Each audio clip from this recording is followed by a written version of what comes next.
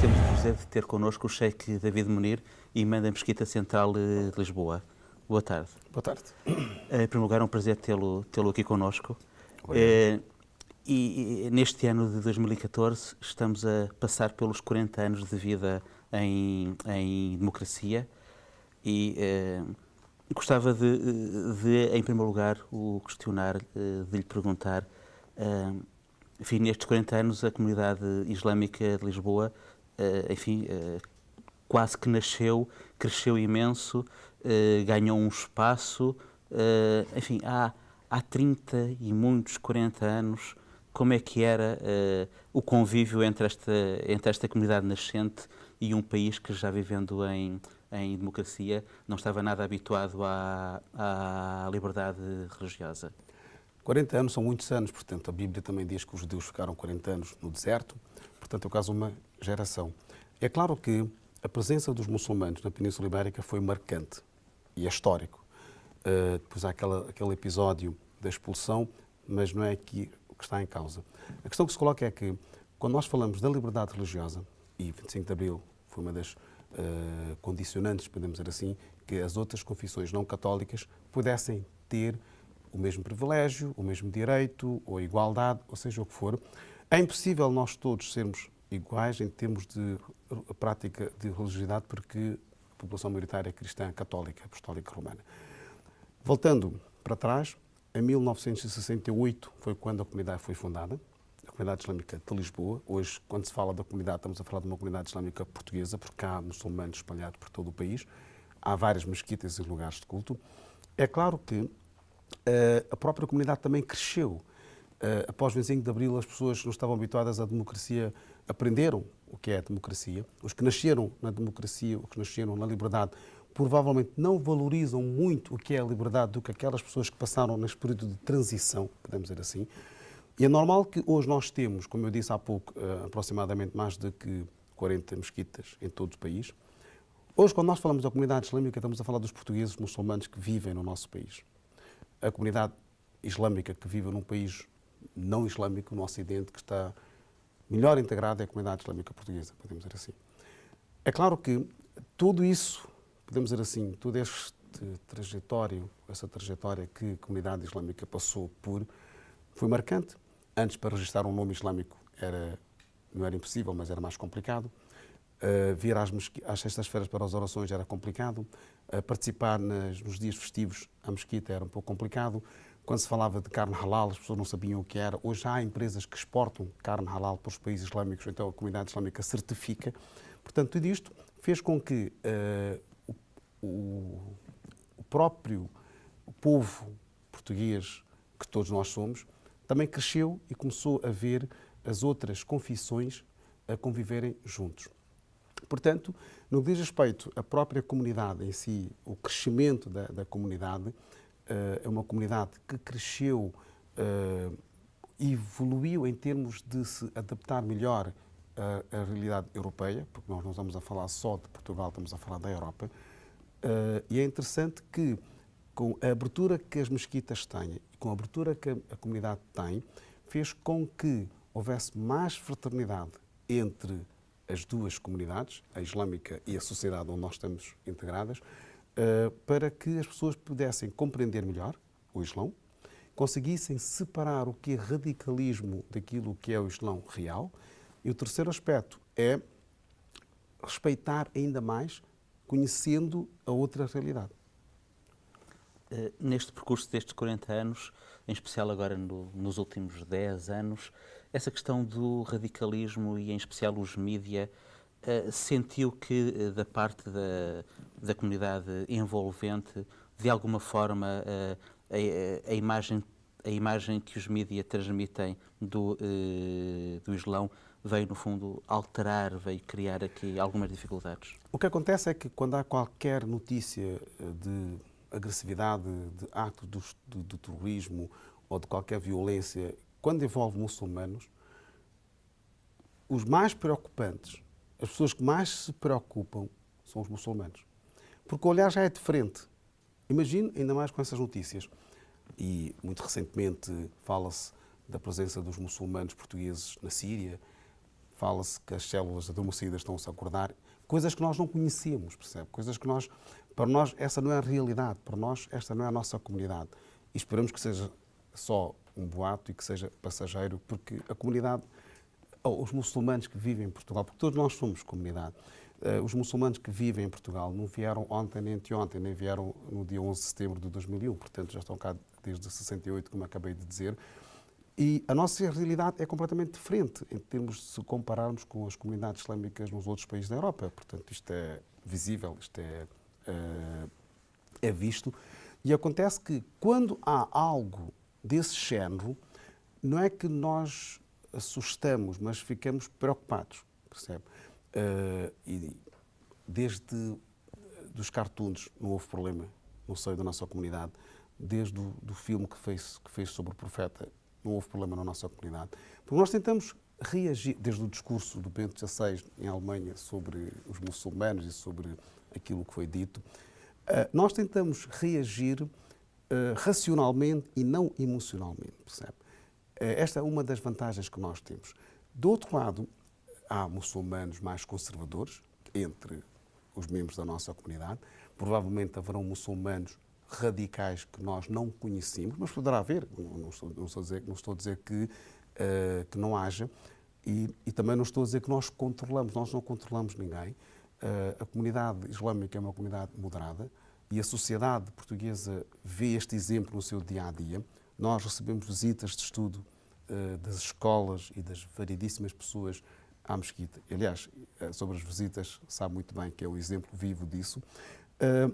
É para dar de entender que, em termos de integração, em termos de convivência, tentamos ser exemplares no que diz respeito a respeitar o próximo. E eu tento explicar às pessoas que qualquer muçulmano que não esteja satisfeito a viver no nosso país tem uma solução: imigra. É simples. Se você não está satisfeito com a forma de estar, que é do português, ou da cultura portuguesa, ou da sociedade portuguesa, então, se você não está satisfeito, tem uma solução: imigra. Do outro lado, eu costumo dizer aos muçulmanos que, se nós hoje temos a mesquita de Praça de Espanha, se temos a mesquita em Odivelas, se temos uma mesquita no Laranjeiro, se temos vários lugares de culto e várias outras que as pessoas estão a tentar abrir, mas que seja tudo legal, que seja tudo oficializado. Se hoje nós temos tudo isso, é porque há um respeito que a sociedade tem para com os muçulmanos e para com a comunidade islâmica. E como valorizar? Respeitando. Portanto, respeitando as leis do país, participa, seja um cidadão ativo, quando há eleições participe, você tem, como cidadão, tem esse direito e tem essa obrigação também. Portanto, isto é que nós tentamos incentivar as pessoas para não se isolarem, portanto, não criarem guetos, não se isolarem da sociedade, que é a própria realidade. A comunidade islâmica portuguesa, até pela sua história, enfim, não é apenas constituída por gente vinda de Moçambique, Guiné, mas são duas componentes fortes. Isto é, a própria comunidade islâmica, de uma certa medida, plasma a própria ideia de lusofonia. Claro. Acha que o facto no fundo, de haver esta relação com Moçambique, a Guiné, ajuda de alguma maneira, no fundo, a prolongar esta ideia de lusofonia e a que a integração seja uma integração mais positiva? Este é o fator dominante, percebe? O que é que acontece? Que os muçulmanos que vieram de Moçambique e que vieram da Guiné, já havia uma convivência com os portugueses. Os portugueses, quando estiveram em Moçambique ou quando estiveram na Guiné, viveram lá.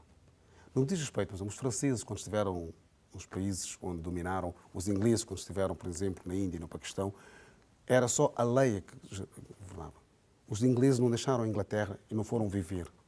Os franceses não deixaram a França, não foram viver em Marrocos, ou na Tunísia, ou na Argélia. Mas os portugueses não, conviveram, viveram, percebe?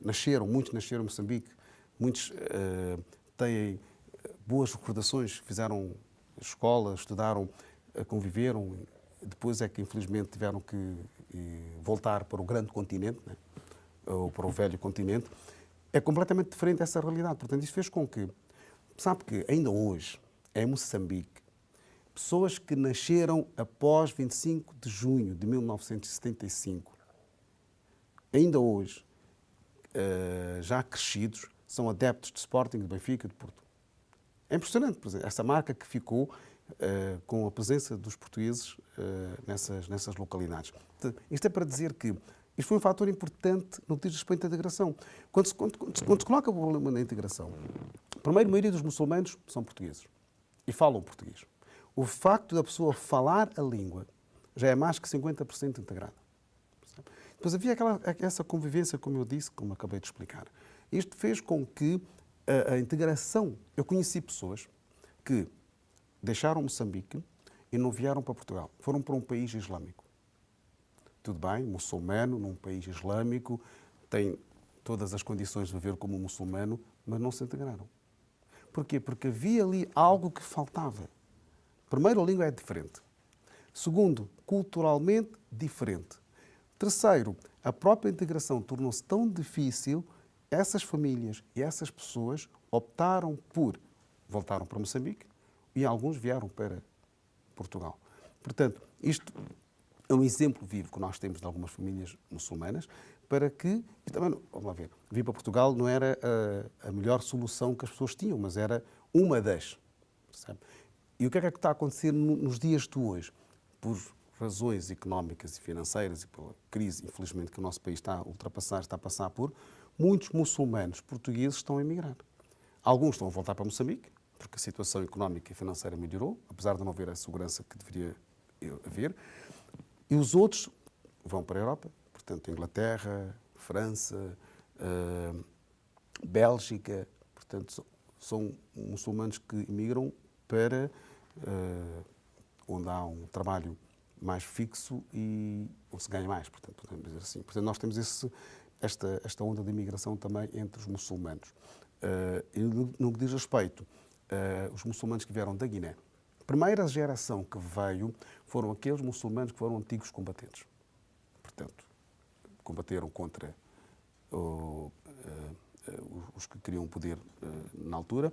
Portanto, quando vieram para Portugal, podemos dizer assim, estamos a falar dos antigos combatentes. Uma nova geração, quando nasce já em Portugal, já as condições eram completamente diferentes do que quando os seus pais e os seus avós vieram. Mas hoje podemos dizer assim que a comunidade islâmica, independentemente de sua origem, está integrada.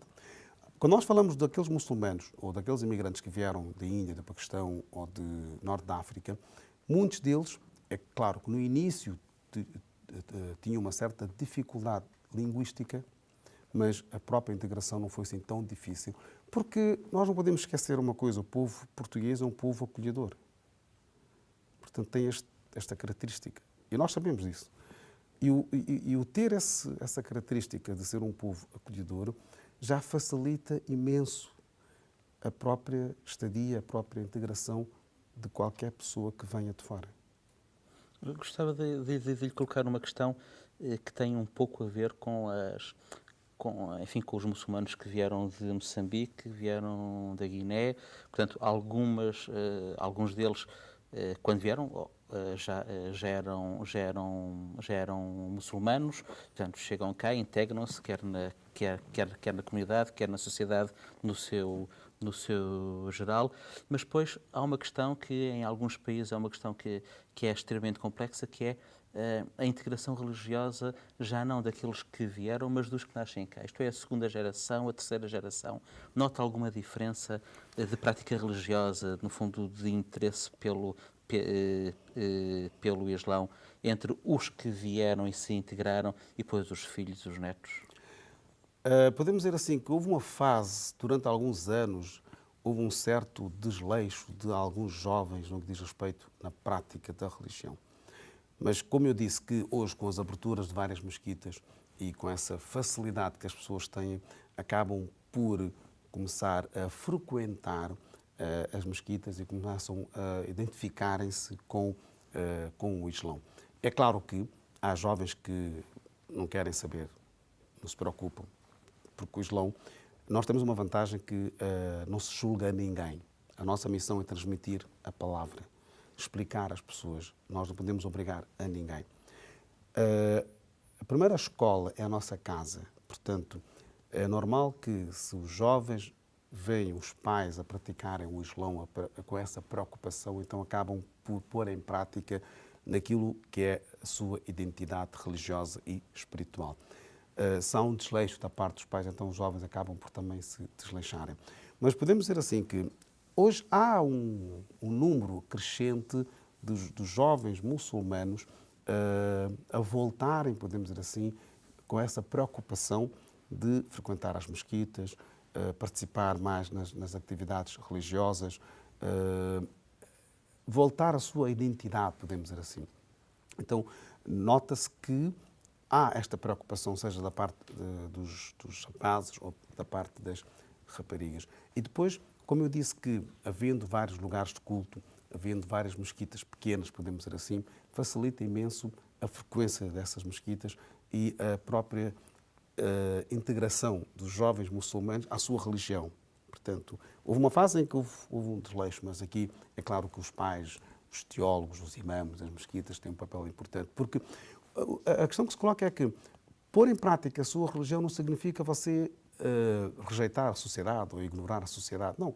Vive dentro da sociedade onde você está inserido, onde está integrado, mas não esqueça a parte religiosa, não esqueça o contacto com o espiritual ou com o divino que você tem. Neste caso concreto que o Islão dá, as 5 orações que nós temos, é uma forma da pessoa restabelecer o contacto com o divino. A oração pode ser feita em casa, pode ser feita no local de trabalho, vir à mesquita é o melhor. Portanto, porque é que nós temos essas atividades religiosas, sociais e culturais na mesquita, mais concretamente na mesquita central? É também para as pessoas conviverem mais e fazer com que este espaço, este património que nós temos, não seja só frequentado para as orações, mas também fora delas. Lançando agora uma questão que é muito direcionada para o líder espiritual, disse agora nesta última resposta, já tinha referido antes, uma característica do Islão muito forte, que é essa questão que para muita gente pode parecer um bocadinho estranha, mas a questão, no fundo, de uma liberdade muito grande estar na capacidade do crente de definir, no fundo, qual é que é o seu próprio Islão. E, portanto, o imã não é uma figura que imponha, que obrigue, e o Islão, de forma geral, não tem nenhum Papa, não tem uma hierarquia que defina exatamente como as coisas acontecem. Ora, neste sentido, que é um sentido de muita liberdade que é dada ao crente, como é que se sente, qual é que é o papel, quais são os desafios de um imã hoje em dia? É um grande desafio que nós temos à nossa frente quando nós falamos do Islão transparente, do Islão real, do Islão de igualdade, do Islão da justiça, do Islão de amor, do Islão de compreensão com o seu próximo. Do outro lado, quando nós vimos algumas situações opostas àquilo que eu estou a dizer, nos faz refletir qual é o impacto que poderá ter na minha congregação, percebe? Eu muitas vezes sou criticado por ser muito moderado. Eu sou o que eu sou e cada um é como, percebe? A questão que se coloca é que a minha missão não é agradar A, B ou C ou D. A minha missão é transmitir a mensagem do Islão real. A humildade, porque o exemplo que cada muçulmano tem é a vida do profeta Muhammad sallallahu alaihi wasallam. Para nós, ele é um modelo. Percebe?